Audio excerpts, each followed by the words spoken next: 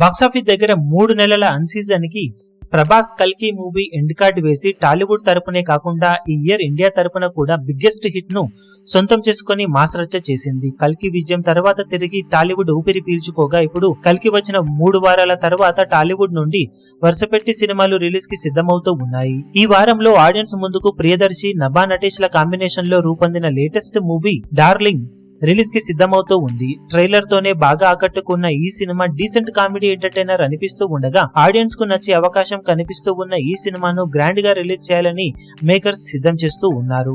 ఈ ఏడాది హనుమాన్ మూవీతో అదరగొట్టిన నిర్మాతలే ఈ సినిమాను నిర్మించగా వరల్డ్ వైడ్ గా ఇప్పుడు ఈ సినిమాను భారీ లెవెల్లో రిలీజ్ చేస్తూ ఉన్నారు. పేరుకు చిన్న సినిమానే అయినా కానీ ఒక్క అమెరికాలోనే ఈ సినిమా 200కు పైగా థియేటర్స్ లో రిలీజ్ ను సొంతం చేసుకోబోతూ ఉంది. ఇక ఓవర్సీస్ మొత్తం మీద ఆల్మోస్ట్ 350 వరకు థియేటర్స్ లో రిలీజ్ ను దక్కించుకోబోతుంది డార్లింగ్ మూవీ. ఓ చిన్న సినిమాకు ఈ రేంజ్ రిలీజ్ దక్కడం అంటే మామూలు విషయం కాదనే చెప్పాలి.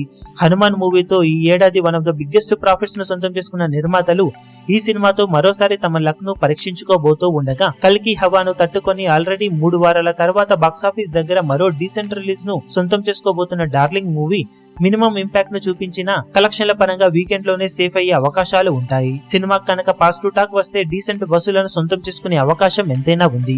బల్గం మూవీతో ఆల్రెడీ మెయిన్ లీడ్ గా మంచి పేరును సొంతం చేసుకున్న ప్రియదర్శి మరోసారి బాక్సాఫీస్ దగ్గర ఈ సినిమాతో ఎలాంటి మ్యాజిక్ ను క్రియేట్ చేస్తాడో చూడాలి. ఈ వీడియో మీకు నచ్చినట్లయితే లైక్ చేయండి, షేర్ చేయండి, ఛానల్ ను సబ్స్క్రైబ్ చేయడం మాత్రం మరవకండి. ఏ చిన్న అప్డేట్ ను మిస్ అవ్వకూడదు అనుకుంటే బెల్ ఐకాన్ ను ప్రెస్ చేయండి.